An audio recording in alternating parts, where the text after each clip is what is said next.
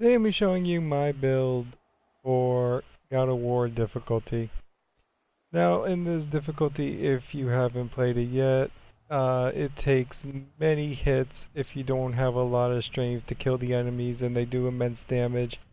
So I find no reason not to be able to try to kill them as quickly as possible. So to do this, this method takes 3 playthroughs to do. The first playthrough on whatever difficulty you want. The second one, go get all your plus items on easy. There's no reason not to just, you could spend one full day. I did one full day and I got all the items that I needed for my plus items, my 9s, 8s, whatever, all that. So go get all that on easy, get it all done, and then go to the God of War difficulty. I did it all from the beginning. I did pretty much up to the end, but then I realized how hard it was with not having the maxed out gear. So I just went back and did an easy playthrough. So much easier with Zeus's armor. So to start off, I like Hell's Touch. It basically cancels out any enemy attacks. It's extremely fast. So I never really switch off that. Wave Storm I really love, especially since it's act damage too and it seeks out. I know a lot of people like the Storm. I do like the Storm too, but occasionally I'll put it on. Pretty much I just run with the axe though. The Grip, go Google the Easter egg for it. Yeah, there's only one other. There's a couple of axes that are good. You can use the versatile one, which will give you all 22s when it's maxed out. But if you're running this build and you're going for melee, your standard melees are just insane. You're 3-shotting and even two-shotting on a sprint two-shot, and you can power or your power moves melee attacks like anything charged up, and some of them the just non-standard strikes you can one-shot like level 7 dudes with this setup right here. Let's get more in-depth on this setup. And we'll go to the blades. Neiman's Crush all day long, whatever you pronounce that. I'm not gonna Hyperion. I haven't just woke up. I'm on coffee to be awake after playing for 10 hours. I'm not gonna try to pronounce that right now. My alternative is the Hyper Slam, or occasionally I'll use the meteoric slam when I got like 2 big dudes or a group of larger dudes that I want to take out. But generally, if I'm not fighting large dudes, I'll stick to the grapple. Definitely, I like the Blight Guard. This one gives you, we don't have a luck build, but at least it's solid stats for what we need. Strength, defense, and vitality. And we have the chance to weaken. So, in my opinion, this is perfect. And to get into, obviously, it's Zeus's armor. And I like the Talisman of the Realms, but there is a very strong alternative with the one for refreshing your runic abilities. I'm not going to scroll through them, but yeah, the one to refresh your runic abilities, that one is also great, especially with our runic power is going to be around, if you use all my items, this 3 playthroughs, I didn't even get all the +2s on them, so you should be 300 or above on your runic if you do it this way. And I have mine in order from what I think is the most valuable to least. To start off, I have the last second dodge, activates Realm Shift, temporarily slowing down enemies. So, you're going to be doing a lot of evading, parrying. I do more evading than I do parrying. I only parry when it's pretty much a given, even with I'd rather just go for the evade. Especially running one I'll show you in a second. Plus, it gives defense vitality. So, with our strength, every time that we do get the Realm Shift, we can just destroy whoever is right next to us or do something else. We have that time to easily basically take out anything besides like take half a bar on a Traveler. So that's really nice right there. Slowly regenerate a protective barrier. This is an expensive one to get, but Yeah, go get all those on the easy. Slowly regenerate a protected barrier that absorbs a single attack. It seems to regenerate a little quicker than it does with the actual armor. Once again, it's all the ones we need. Not all the ones, but it's the key ones we need. We're just not going off luck, and we're just putting enough vitality where we're not constantly getting two-shotted by standard slashes when we get that one slash in the back. Um, we have 85 resistance against frostburn and poison, which makes a lot of attacks that we might get hit with irrelevant, which is beautiful.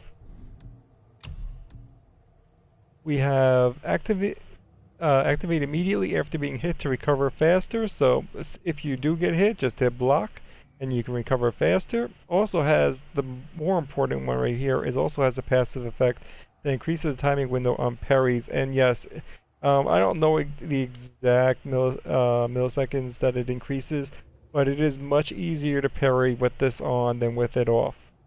Also, it greatly increases defense while blocking. Don't really know exactly what that means. How much harder it is for somebody to break your guard with it up. Don't really have a problem with my guard being broken except by if I occasionally get hit by a red move or something like that. And in that case, it really doesn't matter. So I don't know how much that end part of that matters. But it also gives strength and defense in good numbers. So it's a win-win all around. Now, this is the reason that I have that first one up there too. For getting the time slowdown on a perfect evade, last second evade. I mean, you can evade and get out of it, but when you are fighting and when you're dodging like a Valkyrie or something, you're going to get a lot of slowdowns. You get mobbed, you're going to get a lot of slowdowns, even get some accidentally. Cooldown plus 18. Now, this is putting us right to the point at 125 on the cooldown, and I definitely didn't get even, show you right now what I did get. As you can see right here in 3 playthroughs, I really didn't go out of my way to get them. I got the ones that were convenient.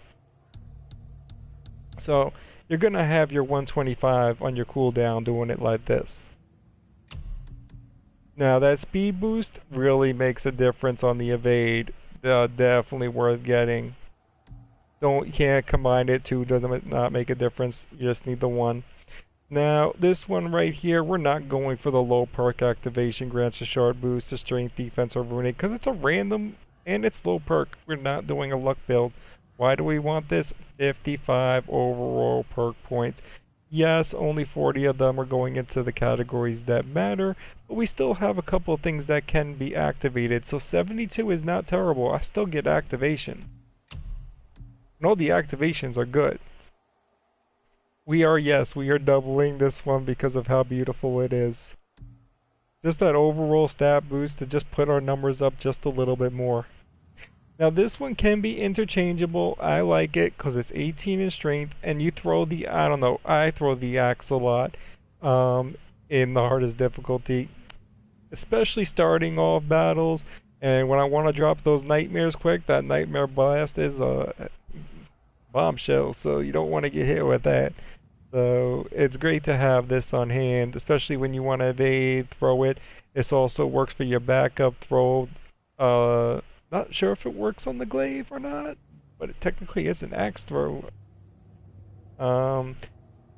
Anyway, yeah, I can take down the ancients very easily, even with that off. But 6% extra, 18 strength. Well, a little bit tired. Alternatively, I do also really like the one for the moderate chance for the runic boost. Where is it? Oh, right here, because it is 8 defense, 15 cooldown, which is also very nice, bumping that ours up to slightly under 150. If you go get all of yours in the first 3 playthroughs, it'll be at around 150. And now when you get this activation, it also counts for that attack. So that actually is really nice.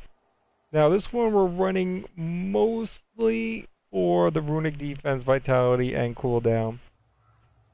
But you do occasionally get this too. Even with a very low perk, I still be getting these at 72, around 70. So yeah, you can still get the very low perk, and we're not doing it really for the status effects.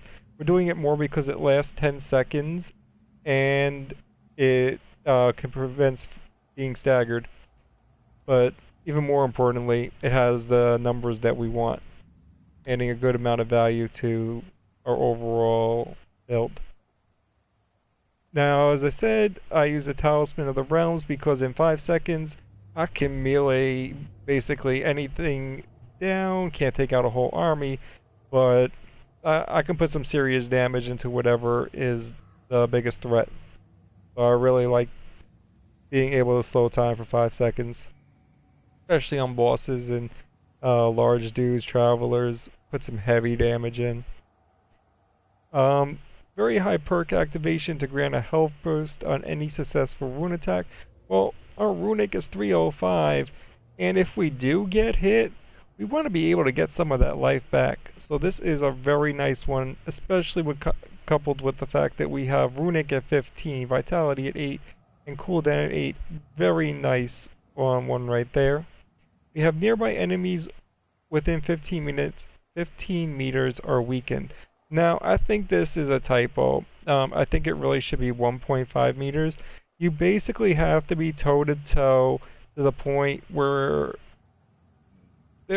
yeah, basically they're about a quarter sword slash away from you for them to be weakened.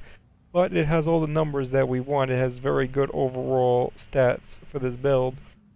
Plus, if you're blocking like a wolf or something like that, yeah, you are going to weaken them. And if you got like 3 of them like cornering you for a second and you release and you don't get the slash in the perfect timing, they'll be a little weaker on the attack. So that is nice. We have increased the damage of the Neiman Crush runic attack. Now, this one right here, I say reserve for your favorite attack, your favorite one that you use that you can put it towards. And I actually went for this. I bought like 7 to actually get the vitality and the cooldown because I wanted my cooldown above 125. I mean, I wanted my vitality above 125, and I wanted my cooldown at least 125. I wanted both at least 125.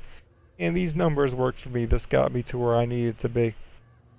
So I recommend putting one in here that you're constantly using. I mean, this is, in my opinion, a great one to do.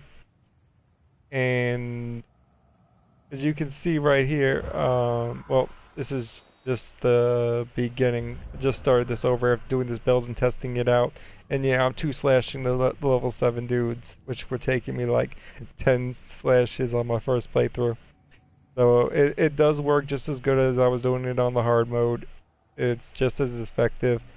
And with the 302 defense, I'm taking about as much damage as I was in the other one. It's really not that much different.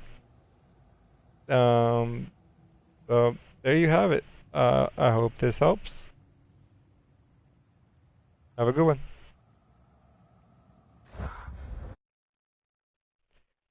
Thank you for the follow.